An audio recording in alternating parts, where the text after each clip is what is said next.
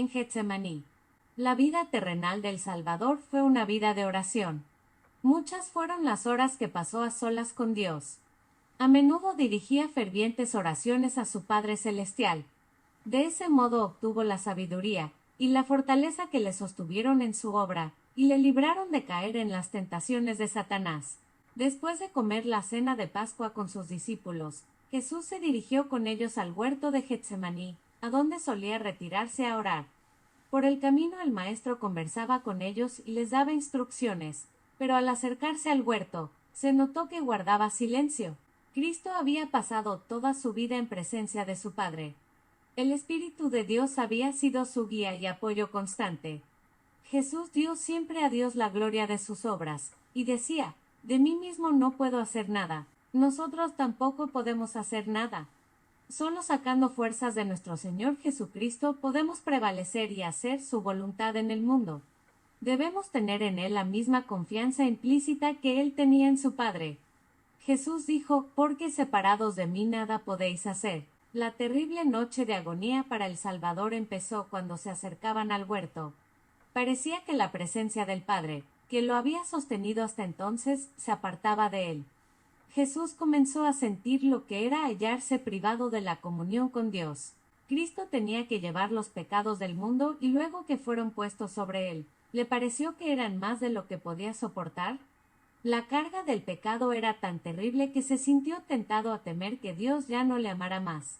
Al compenetrarse del terrible desagrado que siente Dios por el mal, se le escapó la exclamación: tristísima está mi alma, hasta la muerte.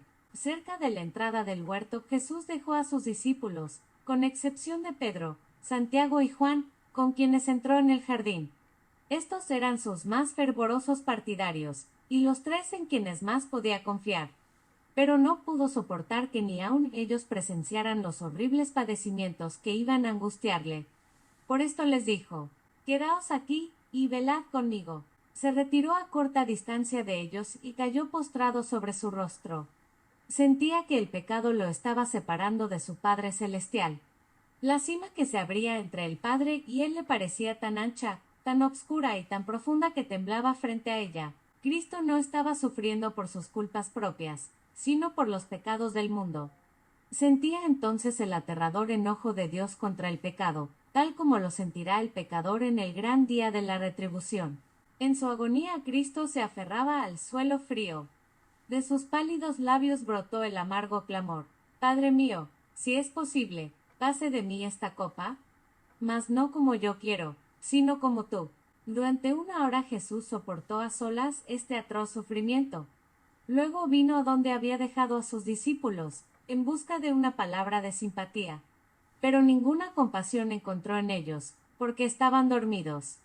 Al escuchar su voz despertaron, pero apenas le reconocieron, tan demudado estaba su rostro por la angustia. Jesús le dijo a Pedro: Simón, ¿duermes tú? ¿No has podido velar 1 sola hora? Poco antes de llegar al huerto, Cristo había dicho a los discípulos: todos vosotros seréis escandalizados en mí esta noche. Ellos le habían afirmado rotundamente que estaban listos para ir con él a la cárcel y aun a la muerte. Y Pedro, en su presunción, había añadido: aunque todos se escandalizaren, yo empero, no. Pero los discípulos confiaron en sí mismos. No acudieron al supremo auxilio conforme al consejo de Jesús, de modo que en el momento en que más necesitaba su simpatía y sus oraciones los encontró durmiendo. Hasta el mismo Pedro se había quedado dormido. También Juan, el amante discípulo que se había reclinado en el pecho de Jesús, estaba dormido. El amor a su maestro hubiera debido mantenerlo despierto.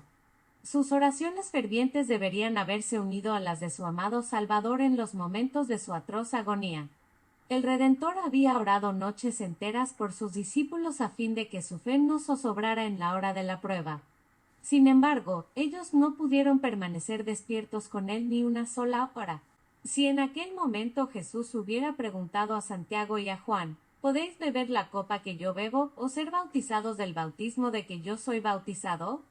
No hubieran contestado con tanta confianza: podemos. El corazón de Jesús estaba lleno de compasión y simpatía por la debilidad de sus discípulos. Temía que no pudieran soportar la prueba que sus sufrimientos y su muerte les acarrearían, pero no los reprendió con aspereza. Pensando en las vicisitudes que les esperaban, les dijo: velad y orad, para que no entréis en tentación.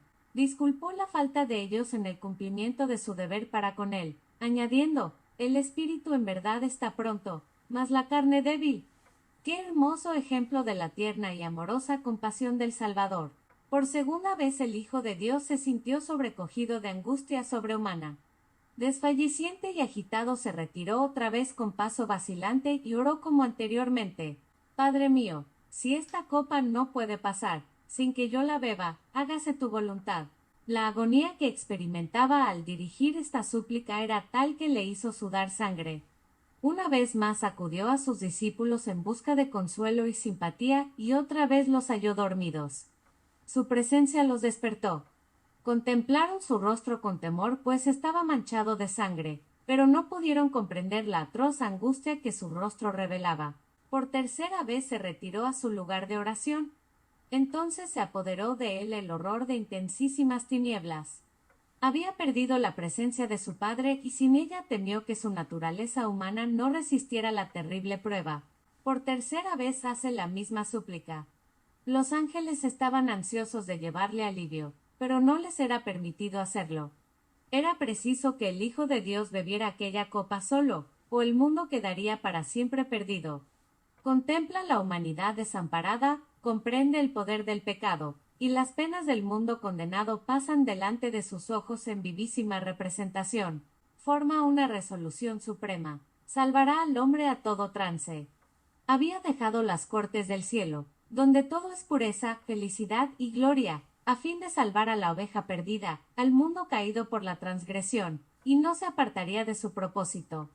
Su oración manifiesta ahora completa sumisión. Si esta copa no puede pasar, sin que yo la beba, hágase tu voluntad. Entonces el Salvador agonizante cae sobre el suelo. Ningún discípulo estaba allí para poner tiernamente su mano bajo la cabeza del Maestro, y refrescar aquella frente más desfigurada en verdad que la de los hijos de los hombres. Cristo estaba solo, de entre todos sus amigos no había ninguno con él, pero Dios también sufre con su Hijo. Los ángeles contemplan la agonía del Salvador. Reina silencio en los cielos. Ni una sola arpa vibra. Si los hombres pudieran haber visto el asombro de las huestes angelicales mientras en silencioso pesar contemplaban al Padre que apartaba de su Hijo amado sus rayos de luz, de amor y de gloria, comprenderían mejor cuán ofensivo es el pecado a los ojos de Dios. Luego un ángel poderoso se acerca a Cristo. Apoya sobre su pecho la cabeza divina del Salvador, y alzando la mano hacia el cielo le dice que ha vencido a Satanás, y como resultado de su victoria millones triunfarán en su glorioso reino. La paz celestial se refleja en el rostro ensangrentado del Salvador. Ha soportado lo que a ningún ser humano le será dado soportar jamás, porque ha gustado los sufrimientos de la muerte por todos los hombres. Otra vez se dirigió Cristo hacia sus discípulos y una vez más los halló durmiendo. Si hubieran permanecido despiertos, velando y orando con su divino Maestro, habrían recibido la fortaleza necesaria para resistir la terrible prueba que se les venía encima. Como no lo hicieron así, en la hora de necesidad y amargura cedieron a su propia flaqueza. Contemplándolos con tristeza, Jesús dijo: dormid lo que resta del tiempo y descansad. He aquí, la hora está cerca, y el Hijo del Hombre es entregado en manos de pecadores. Y como ya se oyeran los pasos de la turba que venía a buscarle, añadió: levantaos, vamos, he aquí, se acerca el que me entrega. Espero que este capítulo haya sido de beneficio para tu vida espiritual. Para que no te pierdas los próximos capítulos, si aún no lo has hecho, suscríbete al canal, pues publicamos lunes, miércoles y viernes. Que el Señor te bendiga grandemente.